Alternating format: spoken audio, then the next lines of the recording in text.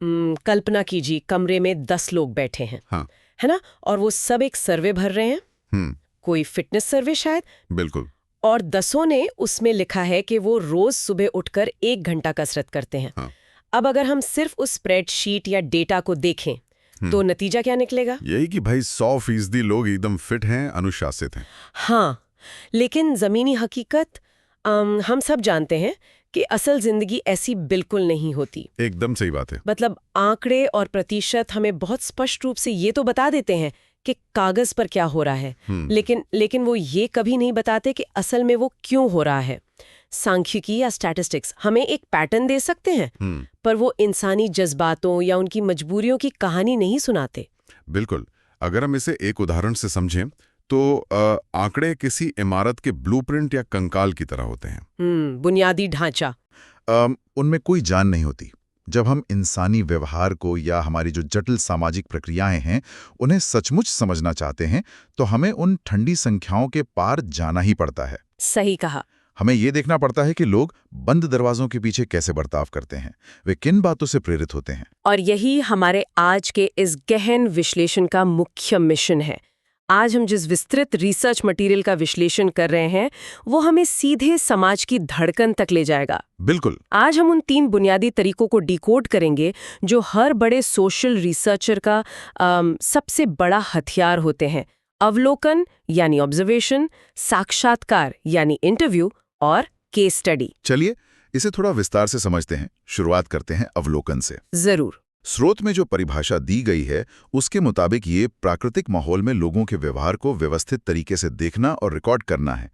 लेकिन यहाँ मेरे दिमाग में एक बहुत ही व्यवहारिक सवाल आता है। जी बताइए। मान लीजिए मैं किसी पार्क में एक बेंच पर कॉफी पीते हुए बैठी हूँ और बस आते जाते लोगों को देख रही हूँ। कोई भाग रहा है, कोई अपने कुत्ते को घुमा रहा है।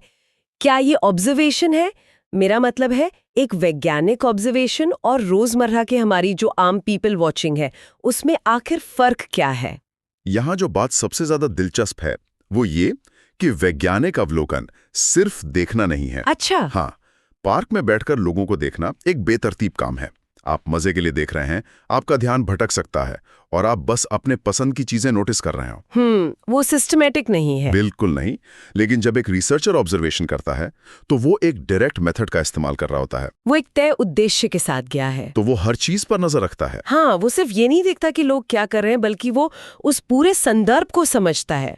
वो इंसान के बिना बोले जाने वाले व्यवहार, जिसे हम नॉन वर्बल बिहेवियर या बॉडी लैंग्वेज कहते हैं, उसका भी गहराई से अध्ययन करता है। मतलब कोई क्या इशारे कर रहा है, कैसे खड़ा है, वो सब। एकदम। वो बाकायदा नोट्स लेता है कि किस घटना के बाद किस तरह की प्रतिक्रिया हुई। तो ये एक तरह से लोगों की असल हरकतों को उनके प्राकृतिक माहौल में पकड़ने का तरीका है, बिना उनसे कोई सवाल पूछे। इसमें पार्टिसिपेंट ऑब्जर्वेशन का जो कॉन्सेप्ट है वो मुझे थोड़ा एक फिल्म की कहानी जैसा लगा। वो कैसे?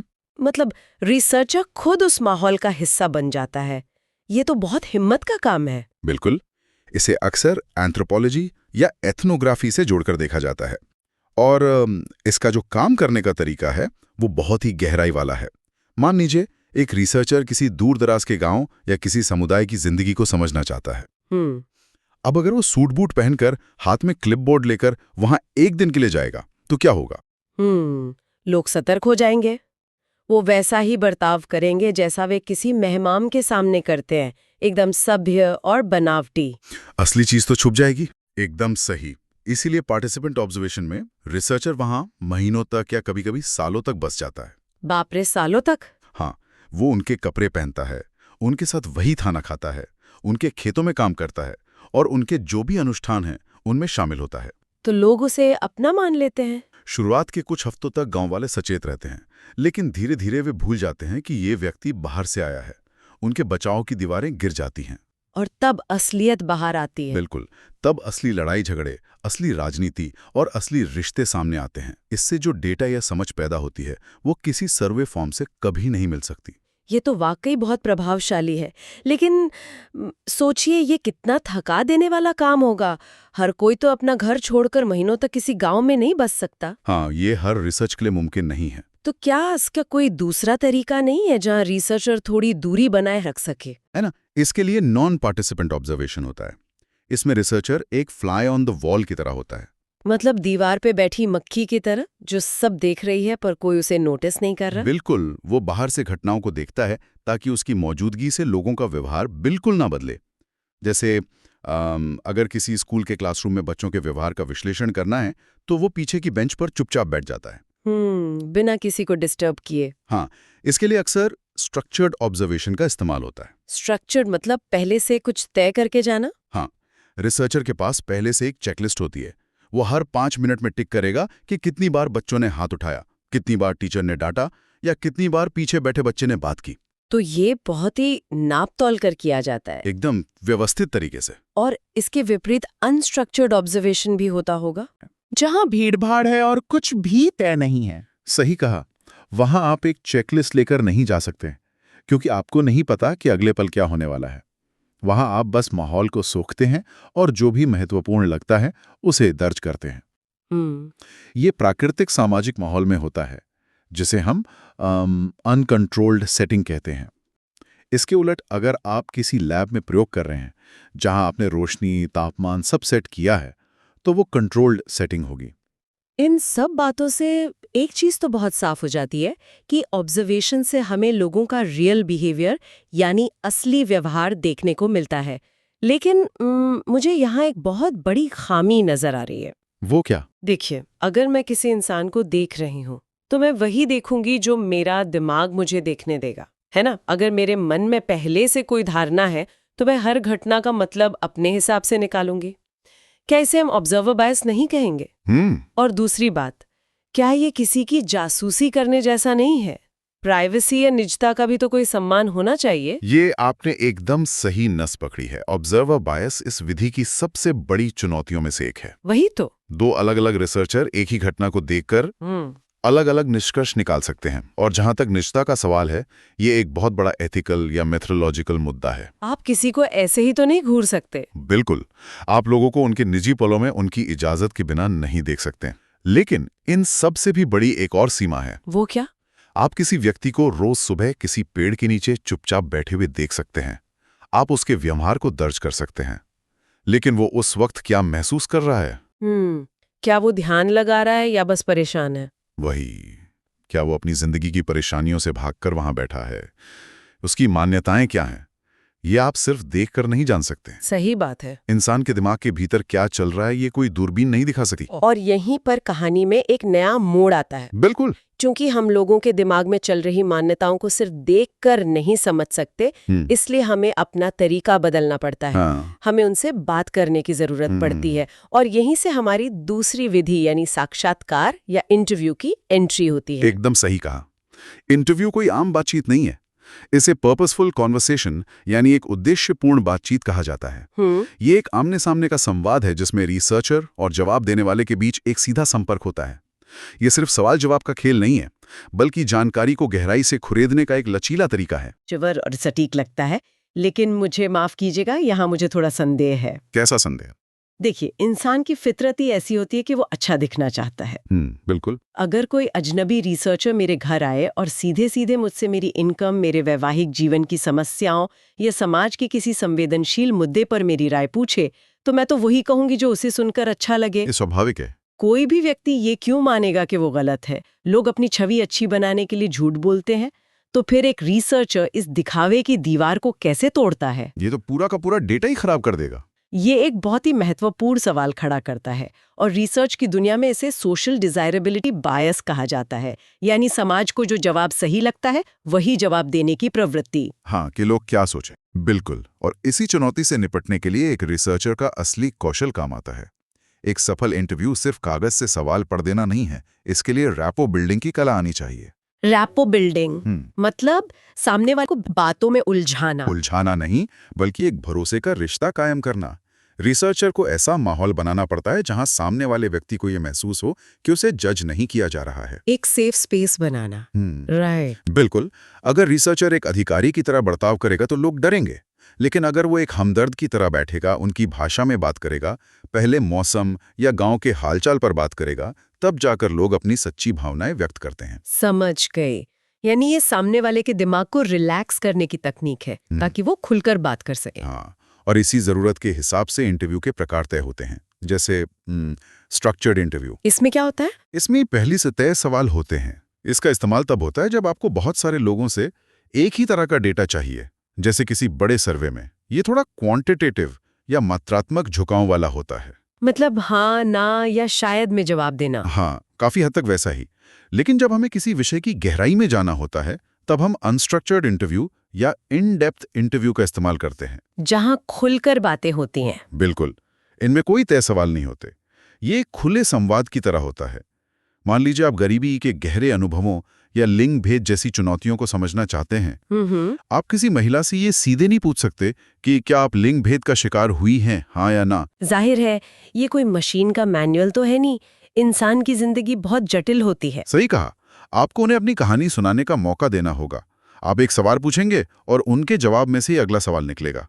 ये एक बहुत ही मानवीय प्रक्रिया है। ये बहुत दिलचस्प है। और रिसर्च के तरीकों में एक और कॉन्सेप्ट का जिक्र अक्सर होता है, फोकस ग्रुप डिस्कशन या FGD। हाँ, ये बहुत लोकप्रिय है। इसमें किसी एक इंसान से बात करने के बजाय कई लोग एक साथ बैठकर चर्चा करते हैं। ऐसा क्यों? क्या एक-एक करके बात करना ज्यादा सही नहीं है? फोकस ग्रुप डिस्कशन के पीछे का विज्ञान बहुत ही अद्भुत है। इंसान एक सामाजिक प्राणी है। वो तो है। कई बार अकेले में हम जो बात नहीं कह पाते, वो किसी समूह में कह देते हैं। खासकर जब हमें किसी समुदाय के सामूहिक दृष्टिकोण को समझना हो, जैसे राजनीतिक दृष्टिकोण या पॉलिटिकल एटीट्यूड। मतलब अगर 10 लोग बैठे हैं और एक व्यक्ति कहता है कि सरकार ने हमारे इलाके में कोई काम नहीं किया, तो हो सकता है कि दूसरा व्यक्ति तुरंत टोक दे कि अरे नहीं, वो सड़क तो पिछले साल ही बनी थी। बिल्कुल, यही इसका जादू है। जब लोग एक समूह में होते हैं तो वे एक दूसरे की बातों पर प्रतिक्रिया देते हैं, एक दूसरे को चुनौती देते हैं या एक दूसरे का समर्थन करते हैं। तो रिसर्चर को कुछ करने की जरूरत ही नहीं पड़ती, लोग खुद ही सच बाहर ले आते हैं। हाँ, इस आपसी बहस और चर्चा से जो डेटा निकल कर आता है वो बहुत ही समृद्ध और विस्तृत होता है। रिसर्चर बस एक मॉडरेटर की तरह किनारे बैठा रहता है और चर्चा को सही दिशा में रखता है। क्या इसकी कोई कमी भी है? हाँ, इसमें समय ज्यादा लगता है और कभी-कभी कोई एक बहुत तेज आवाज वाला व्यक्ति पूरे समूह पर हावी हो सकता है, जिससे डेटा थोड़ा बायस्ड हो सकता है। वो तो है, जो ज्यादा लाउड है उसी की बात सुनी जाती है। बिल्कुल। तो अगर हम इसे यहाँ तक समेटें, अवलोकन से हमें ये पता चला कि लोग क्या करते हैं, यानी उनका व्यवहार। इंटरव्यू से हमें पता चला कि वे क्या सोचते हैं, यानी उनकी राय और धारणा। लेकिन एक सवाल है, पूछिए। क्या हो अगर मुझे किसी एक पूरी इकाई को समझना हो? जैसे मान लीजिए मुझे सिर्फ एक व्यक्ति की पूरी जिंदगी या किसी एक विशेष गांव या किसी एक संस्था को उसके हर एक पहलू से समझना हो। मतलब मैं सिर्फ एक घटना नहीं, पूरा इतिहास जानना चाहती हूँ। और यही हम अपने तीसरे और सबसे विस्तृत तरीके तक पहुंचते हैं, यानी केस स्टडी। अच्छा। केस स्टडी किसी एक इकाई, चाहे वो व्यक्ति हो, परिवार हो, समुदाय हो या संस्था हो, उसकी गहन, विस्तृत और समग्र जांच है। इसे एक होलिस्टिक एक्सप्लेनेशन कहा जाता है। होलिस्टिक मतलब सब कुछ एक साथ? अगर मैं इसे रोजमर्रा की जिंदगी के किसी उदाहरण से जोड़ूं, तो क्या ये किसी व्यक्ति की जिंदगी पर बनी एक बहुत ही गहरी ट्रू क्राइम डॉक्यूमेंट्री फिल्म या वेब सीरीज जैसी है? ये बहुत ही बेहतरीन एनोलॉजी है। हाँ, बिल्कुल वैसी है। जहां हम सिर्फ एक इंटरव्यू पर निर्भर नहीं रहते, हम उस इंसान की पुरानी डायरी पढ़ते हैं, उसके स्कूल के रिपोर्ट कार्ड देखते हैं, उसके पड़ोसियों का इंटरव्यू लेते हैं और मौका मिले तो उसके मौजूदा व्यवहार का अवलोकन भी करते हैं। सब कुछ मिलाकर एक पूरी तस्वीर बनाते हैं। एकदम सही। केस स्टडी वास्तव में कोई एक विधि नहीं है, बल्कि ये कई विधियों का संगम है। इसमें ऑब्जर्वेशन, इंटरव्यू और पुराने दस्तावेज सब कुछ इस्तेमाल होता है। यानी ये एक मल्टी सोर्स तरीका है। हाँ, इसमें अक्सर लंबी अवधि तक अध्ययन किया जाता है। इसके भी अलग अलग प्रकार होते हैं जो इसके उद्देश्य पर निर्भर करते हैं। जैसे पहला है इंट्रिंसिक केस स्टडी। ये तब किया जाता है जब केस अपने आप में इतना अनोखा हो कि हमारी रुचि सिर्फ उसी में हो। कोई उदाहरण? मान लीजिए किसी फैक्ट्री में अचानक एक ऐसा औद्योगिक विवाद खड़ा हो गया जो पूरे देश के इतिहास में कभी नहीं हुआ। मजदूरों और प्रबंधन के बीच कोई अजीबोगरीब गतिरोध आ गया। कुछ ऐसा जो पहले कभी न सुना हो। हाँ, तो रिसर्चर सिर्फ उस एक फैक्ट्री का, उसके पिछले 10 सालों के रिकॉर्ड का अध्ययन करेगा ताकि समझ सके कि आखिर ये हुआ कैसे। तो इसमें फोकस सिर्फ उसी खास घटना पर रहता है। और दूसरा प्रकार? दूसरा है इंस्ट्रूमेंटल केस स्टडी। इसमें केस अपने आप में उतना महत्वपूर्ण नहीं होता, बल्कि वो किसी बड़ी थ्योरी को समझने का एक इंस्ट्रूमेंट या जरिया होता है। मतलब किसी एक केस के जरिए कोई बड़ा पैटर्न समझना। एकदम सही। जैसे किसी एक अपराधी के जीवन का इतिहास खंगालना। रिसर्चर उस अपराधी पर फोकस नहीं कर रहा है, बल्कि वो ये समझना चाहता है कि बाल अपराध या जुवेनाइल क्राइम कैसे पनपता है। वो एक केस के जरिए एक नई थ्योरी बनाना चाहता है। समझ गई। और तीसरा प्रकार कलेक्टिव केस स्टडी होगा, जिसमें हम कई अलग अलग केस की तुलना करते हैं। बिल्कुल। जब हम 3-4 अलग अलग गांवों का संपूर्ण अध्ययन करते हैं और देखते हैं कि वहां सूखे का क्या असर पड़ा, तो वो कलेक्टिव केस स्टडी बन जाता है। तो इस सब का असल मतलब क्या है? क्या मतलब? मेरा मतलब है, ये सब सुनने में बहुत ही विस्तृत और जासूसी वाला काम लगता है, लेकिन जहां एक बहुत बड़ा तार्किक सवाल उठता है। बताइए। अगर एक रिसर्चर अपना सारा समय, पैसा और संसाधन लगाकर सिर्फ एक अपराधी या एक गांव का इतनी गहराई से अध्ययन कर रहा है, तो क्या हम उस एक गांव के नतीजे को पूरे देश पर लागू कर सकते हैं? क्या हम उसे जनरलाइज कर सकते हैं? क्योंकि हर गांव अलग है, हर इंसान अलग है। अगर हम इसे बड़ी तस्वीर से जोड़कर देखें तो आपने केस स्टडी की सबसे बड़ी सीमा पर उंगली रख दी है। बिल्कुल। केस स्टडी के नतीजों को बड़े पैमाने पर जनरलाइज करना बहुत मुश्किल होता है। जो बात एक फैक्ट्री के लिए सच है, वो जरूरी नहीं कि पूरे राज्य की हर फैक्ट्री के लिए भी सच हो। वही तो। फिर इतना मेहनत का क्या फायदा? इसके अलावा एक और खतरा होता है सब्जेक्टिविटी। जब एक रिसर्चर किसी केस से इतने लंबे समय तक जुड़ा रहता है, तो कभी-कभी वो भावनात्मक रूप से जुड़ जाता है और उसका निष्पक्ष रहना कठिन हो जाता है। तो फिर इतना समय बर्बाद क्यों किया जाए? क्योंकि केस स्टडी का उद्देश्य कभी भी बड़ी आबादी के लिए जनरलाइज करना होता ही नहीं है। अच्छा। हाँ, इसका उद्देश्य उन जटिलताओं, उन छिपे हुए कारणों को पकड़ना है जो 10,000 लोगों के सर्वे में हमेशा छूट जाते हैं।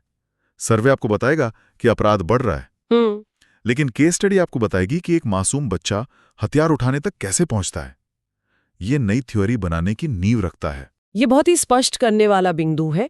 तो चलिए हम इस पूरी चर्चा का एक त्वरित सारांश निकाल लेते हैं। बिल्कुल। अवलोकन का फोकस व्यवहार पर है, जो हमें एम्पिरिकल ग्राउंडिंग यानी जमीनी हकीकत देता है। सही। साक्षात्कार का फोकस सोच और राय पर है, जो हमें सब्जेक्टिव मीनिंग्स यानी लोगों के अपने निजी अनुभव देता है। और केस स्टडी एक पूरी इकाई का समग्र स्पष्टीकरण देती है। बिल्कुल सटीक सारांश। और जब ये तीनों मिल जाते हैं तो वे क्वालिटेटिव रिसर्च या गुणात्मक अनुसंधान की रीढ़ की हड्डी बन जाते हैं। लेकिन एक चीज जो मुझे बहुत रोमांचित करती है वो ये है कि आज के दौर में ये सब कैसे बदल रहा है। तकनीकी प्रगति, डिजिटल शिफ्ट, इसने तो रिसर्च की दुनिया को पलटकर रख दिया होगा। बहुत बड़े पैमाने पर। आज के समकालीन विकास को देखिए। अब एक रिसर्चर को हर इंटरव्यू के लिए हजारों मील का सफर करने की जरूरत नहीं है। अब तो जूम कॉल्स हैं। हाँ, अब डिजिटल इंटरव्यू होने लगे हैं, जूम, गूगल मीट या अन्य प्लेटफॉर्म्स के जरिए। शारीरिक रूप से मौजूद रहने के बजाय वीडियो आधारित अवलोकन किए जा रहे हैं। दस्तावेजों को ऑनलाइन केस डॉक्यूमेंटेशन के रूप में सहेजा जा रहा है। तो क्या इससे डेटा की क्वालिटी पर असर नहीं पड़ता? मतलब स्क्रीन के पीछे से तो कोई भी झूठ बोल सकता है। असर पड़ता है, लेकिन असल में इसके कई फायदे हुए हैं। पहला है एक्सेसिबिलिटी। अब आप दुनिया के किसी भी कोने में बैठे व्यक्ति से आसानी से जुड़ सकते हैं। दूसरा है डेटा स्टोरेज। वीडियो और ऑडियो रिकॉर्डिंग को सालों तक सुरक्षित रखा जा सकता है। वो गुम नहीं होंगे। और तीसरा जो सबसे महत्वपूर्ण है वो है एनालिटिकल डेप्थ। एनालिटिकल डेप्थ मतलब गहराई से विश्लेषण करना। हाँ, सोचिए, एक लाइव इंटरव्यू में आप कितनी चीजें नोटिस कर लेंगे, बहुत सी चीजें छूट जाती हैं। सही बात है। लेकिन एक वीडियो रिकॉर्डिंग को आप बार बार पॉज कर सकते हैं, रिवाइंड कर सकते हैं। जब आपने कोई खास सवाल पूछा तो जवाब देने वाले के चेहरे पर जो 1 सेकंड के लिए तनाव आया, जिसे हम माइक्रो एक्सप्रेशंस कहते हैं, आप उसे पकड़ सकते हैं। अरे वाह, ये तो रिसर्च के नजरिए से एक सुपर पावर मिलने जैसा है। सुपर पावर तो है, लेकिन रिसर्च कम्युनिटी में एक बात हमेशा याद रखी जाती है कि ये जो तकनीकें और विधियां हैं, ये समाज को देखने का सिर्फ एक दृष्टिकोण है। ये कोई जादू की छड़ी नहीं है। मैं समझ रही हूँ। यहाँ मुझे वो कोट याद आ रहा है जो इस पूरी चर्चा का निचोड़ है कि विधियां केवल उपकरण हैं, इनकी प्रभावशालीता शोधकर्ता के कौशल, निष्पक्षता और नैतिक जिम्मेदारी पर निर्भर करती है। बिल्कुल। एक हथौड़ा अपने आप में न तो अच्छा होता है न बुरा। ये पूरी तरह से इस बात पर निर्भर करता है कि उसका इस्तेमाल करने वाले की नीयत क्या है, उसका कौशल क्या है और उसकी नैतिक जिम्मेदारी क्या है।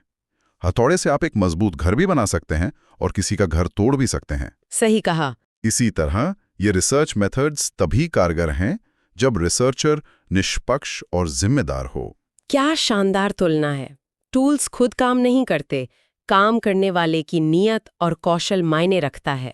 आज हमने देखा कि कैसे संख्याओं के पहाड़ के पीछे छिपी इंसानी कहानियों को ढूंढने के लिए ऑब्जर्वेशन, इंटरव्यू और केस स्टडी का इस्तेमाल होता है। ये एक बहुत ही गहरी और दिलचस्प चर्चा रही। बिल्कुल, मुझे भी बहुत मजा आया। लेकिन इस गहन विश्लेषण को खत्म करने से पहले मैं सुनने वालों के लिए एक विचार छोड़कर जाना चाहती हूँ। जरा सोचिए, आज की इस डिजिटल दुनिया में इंटरनेट पर हम सबका एक डिजिटल फुटप्रिंट मौजूद है। हमारी सोशल मीडिया पोस्ट्स, हमारी ब्राउजिंग हिस्ट्री, हमारे ऑनलाइन शॉपिंग के रिकॉर्ड्स और हमारी जूम कॉल्स। अगर भविष्य का कोई रिसर्चर इन सबको इकट्ठा करके किसी आम इंसान की एक केस स्टडी करे, तो वो उस व्यक्ति के बारे में क्या कहानी बताएगी? ये बहुत गहरा सवाल है। क्या वो केस स्टडी उसके असली मानवीय व्यवहार को दर्शाएगी या महज एक बनाई गई छवि को जो उसने इंटरनेट की दुनिया को खुश करने के लिए तैयार की थी? इसी सोचने पर मजबूर कर देने वाले सवाल के साथ हम आज का ये गहन विश्लेषण यहीं समाप्त करते हैं। ढेरों सवालों और नई सोच के साथ फिर मिलेंगे।